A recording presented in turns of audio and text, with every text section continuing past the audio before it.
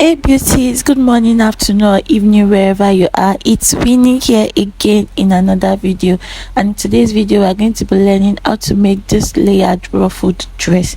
It is very easy to make and it is beginners friendly. If this is what you like to learn, keep on watching, don't skip any part. Without so much talking, let's get to the honey of this video. Let's go.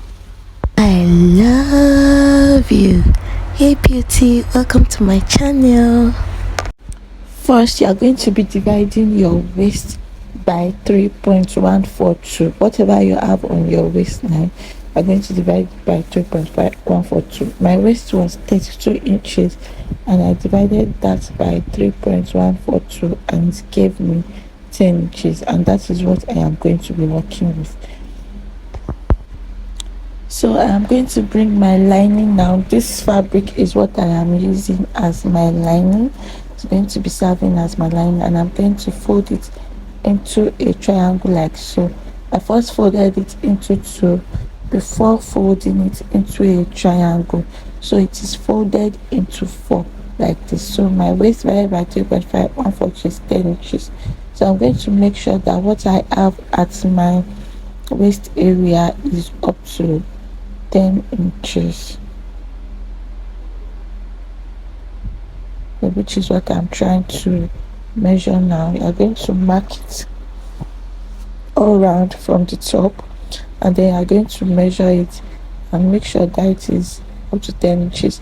So for me, I'm adding extra 1 inch for the zip allowance. What I'm just doing is that it's not yet up to what is desired length that I want.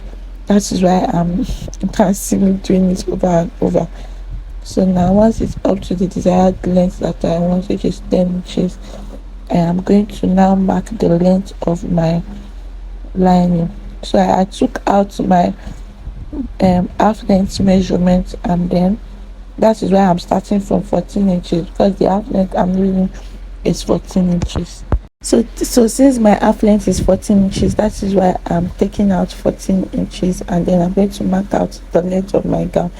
Then after I've marked that out, I measured it from the top again, and then I am going to be taking it all around from the top. I measured the marked line, the first mark that I made, just to know the length from the top, and then I'm going to be doing that to create my circle, my flare.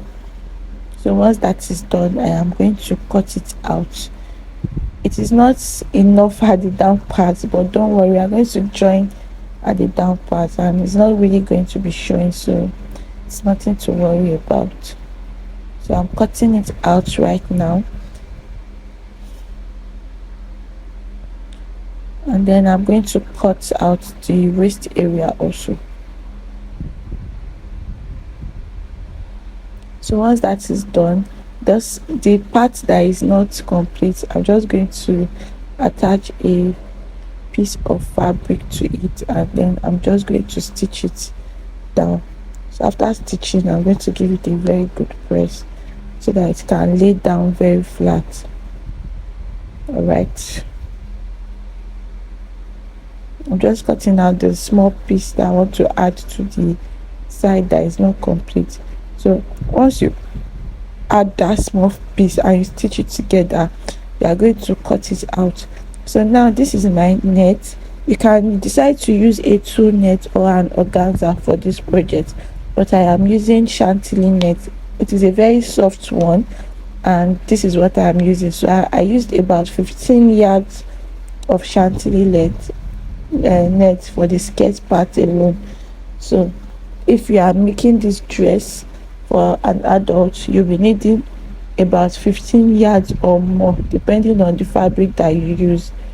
So for a small net, you might need more. For an organza, you might also need more, but for this chantilly net, I used 15 yards. And what I'm doing now is I'm marking 10 inches downwards. I'm going to be using 10 inches width to make this particular ruffles. So I'm just marking out 10 inches all through. If you are making for kids, you can decide to go down by 6 inches or 5 inches. But if you are making for an adult, you can do 10 inches, 11 inches, or 12 inches.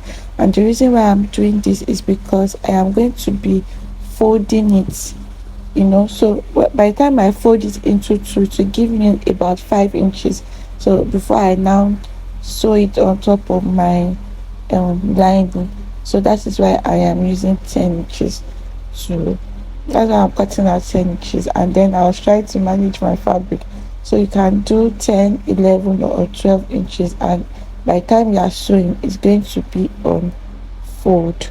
All right, so we are done cutting now, and this is everything. So, and I've also gone ahead to join the part that is not complete for my lining. So after you've done that and you've given it a good press, you're going to fold it again and flip it over, so you can see the part that you want to cut out. Then you are just going to trim it up off, following the part that you've already cut before, the circle that you've already cut before. I hope you understand what I am saying. If you don't even understand what I'm saying, just watch what I'm doing and you are obviously going to get it. So once that was done, we are ready to start sewing our ruffles. So the first thing I'm going to do now is to hem the down part of this thread or lining.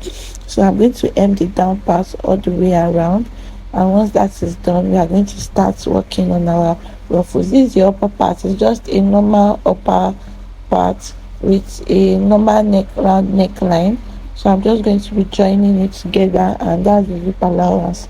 So there's nothing serious, nothing too special about the upper part. All right, so now I've gone ahead to hem the down part, and we're about to start our ruffles. Like I said earlier, the net is going to be on fold, so I'm folding it into two equal parts now, and then I am going to gradually place it on my lining, and then I am going to start pleating it gradually. So make sure that your pleats are not too wide, so that your dress does not look so funny. It has to be as not too tiny, but tiny as possible, so that everything can look beautiful and fashionable. All right, so make sure that it is also not folding. It is a very soft chantilly net, so make sure that you are aligning it well, and then you are pleating it as you sew. So this is me pleating it. I'm going to be pleating it. I'm trying to align it so that the two edges match and it's on two equal fold, like it's on fold. It's like by the time you fold it, it's going to be like 5 inches, you get, when you measure it. So I'm just going to pleat it all the way around, which is what I'm doing now. Glory and power to the one who reigns forever. Amen. Amen. Mercy and the praise to the Lamb of God forever. So now I am done pleating, and what I'm going to do now is that I'm going to measure out 4 inches from the pleated part upwards, and that will serve as the outline for my next pleat. Actually, I later used 3.5 inches because I realized that the 4-inch was too high, and by the time I pleated it, it was showing my rough edges of the first layer. So I later used 3.5 inches. So once you are done marking all the way around, you are going to create your second pleat, and you are going to do that on and on till you till you get to this point that I am now. So this is almost done, and then I did it to the top, and then I joined it to my upper part. You can also decide to put ad net or something to make your gown ball very well, maybe petticoat or ad net. I hope this video was helpful. Thank you guys for watching. Till I see you in my next one. I love you and I care. Bye. Pop.